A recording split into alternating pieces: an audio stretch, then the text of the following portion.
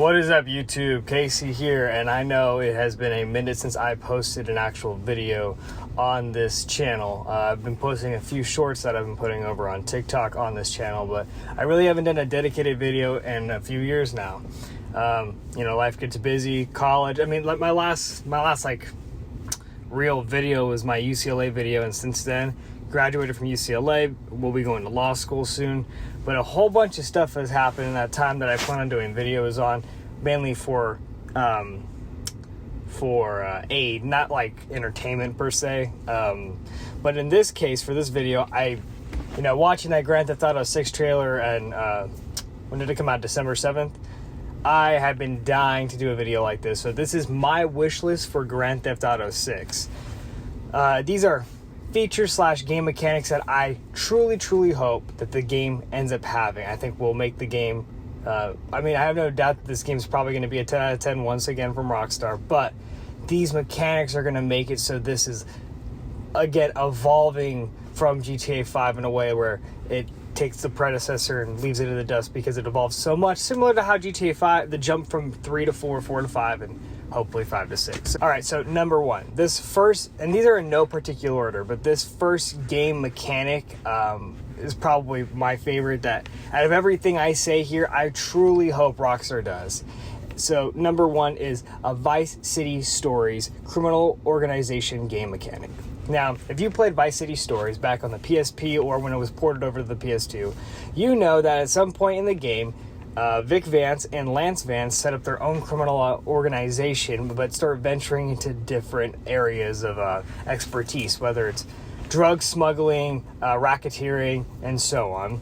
And through that, you acquire different properties, you level up the properties, upgrade the real estate of said properties. You're able to recruit your gang members to come with you in a car and go and attack other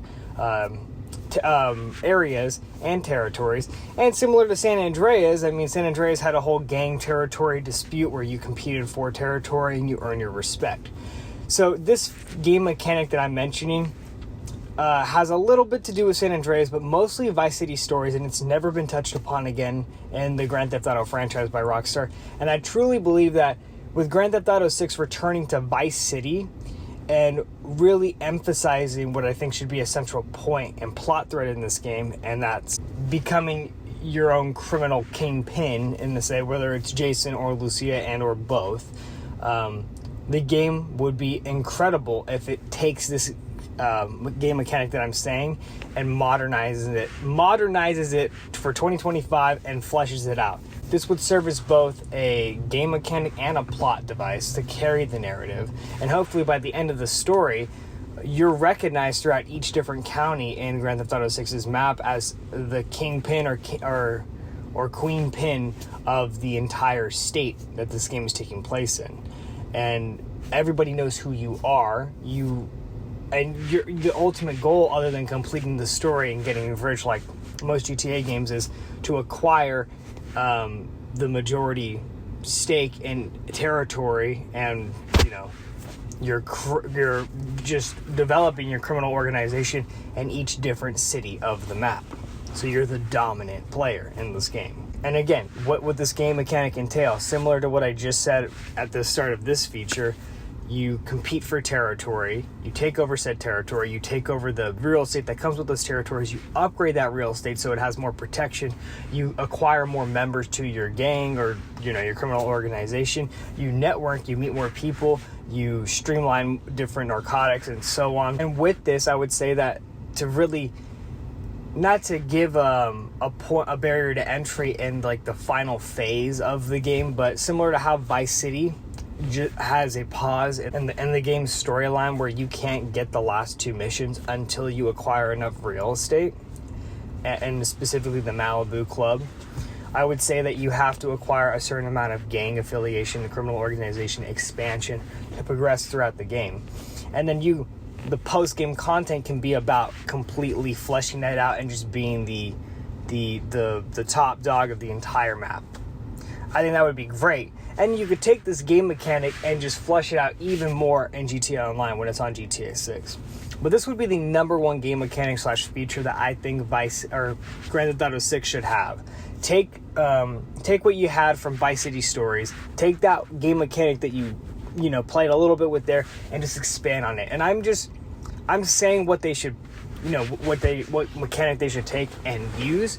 Rockstar is going to be way more creative than I would in what they would do with said game mechanic. So, yeah, I mean, please put that in there. And it would be extremely fitting for it to be in Vice City, where, the original Vice City was in the 1980s when the cartel and all of these different gangs were competing with each other. Now in modern day Miami, that may not be the case, but Vice City is a parody of the American life, and this is going to be taking place in the modern day. But what's not to say that this Vice City, is still just as bad as it was in the 1980s. So, yeah, I think this would be a perfect game mechanic to match that. All right, so my second feature / game mechanic here, and I wrote it down, is Red Dead Redemption 2 next-gen level random encounters. And then what I mean by this is the random encounters have been a part of the Grand Theft Auto franchise since Grand Theft Auto 4. And then it was in Red Dead 1, GTA 5, and Red Dead Redemption 2. GTA 6 is obviously going to have them. But we'd like to take a look back in 2018 when Red Dead Redemption 2 came out.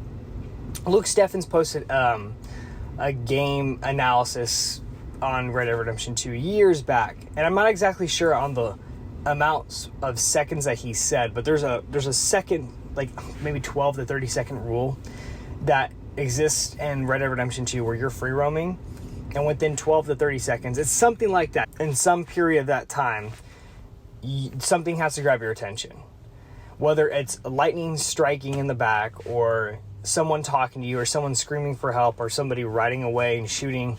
Something has to grab your attention.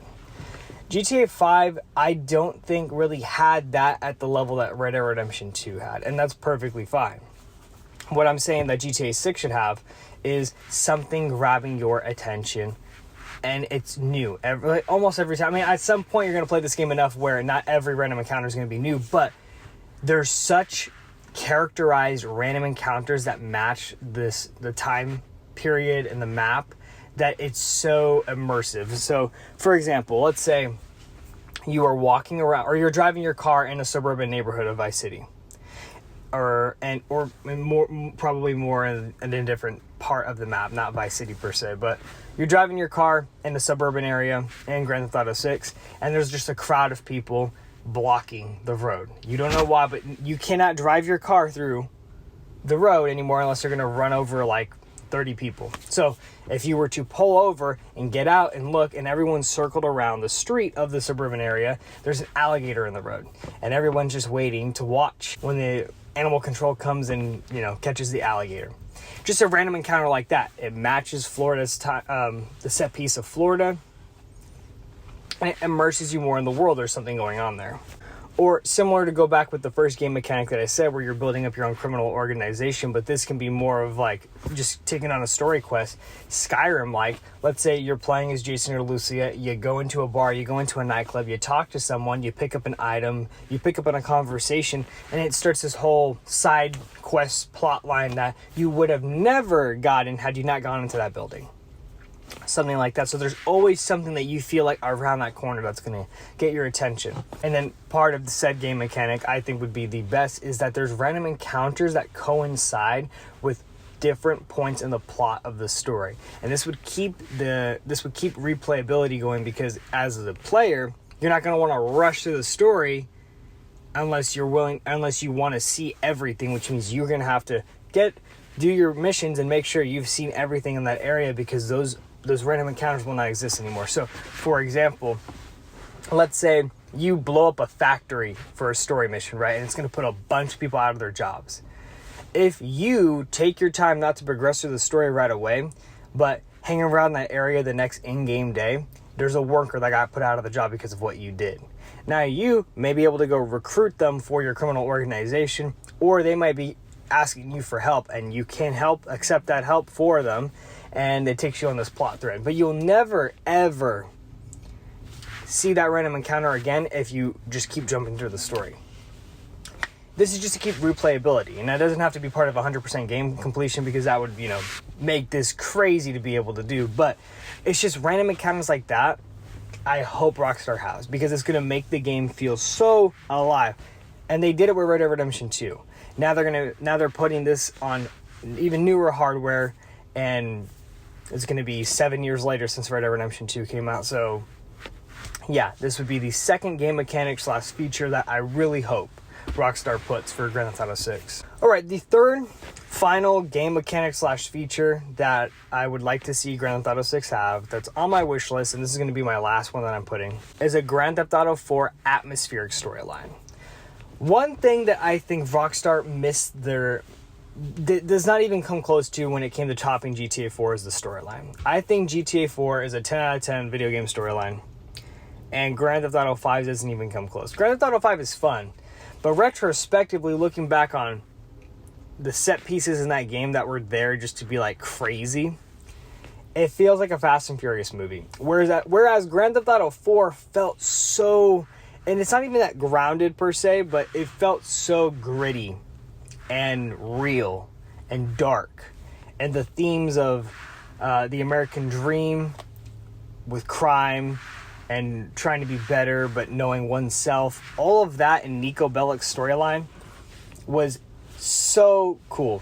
The freaking themes, the instrumentals in Grand Theft Auto 4 blow GTA 5 out of the water. When I boot up GTA 4, I get put into just a different realm when that game is playing its theme. Versus GTA 5. The trailer is matching a GTA 5 like fun vibe, right? Like it's making fun of social media. It looks crazy. It's colorful. It's bright. And that's what Vice City should be. But I hope underneath that, you have a real intimate story of betrayal being a central theme at some point in the game, and aspirations of being great with Lucia and Jason, and that derailing them at some point in the storyline. And yeah, I don't want to get into what I would want the storyline to be, but I really hope that it's something close to what Nico Bellic's story was in terms of its impact and its feel and its atmosphere. I mean, if we want to look at Red Dead Redemption 1 and 2, both incredible stories. Some of my favorite games of all time, 1 and 2. So if Rockstar takes that approach with their writing, which they have, they've done it multiple times. I'm not saying that they haven't done it since GTA 4. Like, they've done it with Red Dead 1 in 2010 and Red Dead Redemption 2 in 2018. Obviously, they still have it in them to write a story like that. So I'm hoping that they'll take that approach versus GTA 5's, which was more of like, and I love the heist, don't get me wrong, but more about making money versus like the character's own growth, because everyone kind of was the same character from when they started to the end. Michael just had a better relationship with his family, but he's still a dick. And then Franklin, he's in a better spot, like financially, and he's able to be an entrepreneur now. But I would say the way Nico changes from the beginning of GTA 4 to the end, I mean, look at how he's referred to in GTA 5. He went quiet. Nobody in GTA 5 out of those three protagonists went quiet. That's a big character growth and change. So I really hope we see something like that in GTA 6. Alright, you guys. Well, that is everything for me. Those are all the game mechanics / features on my wish list that I wanted to get out there. I mean, there's so many more that I think of, but these are just my top 3 right off the bat. If you enjoyed this list, let me know. Maybe I can do a part 2 to it. But yeah, so 2025 can't come any sooner, and I'll see you guys later for more videos that I'll be putting out now.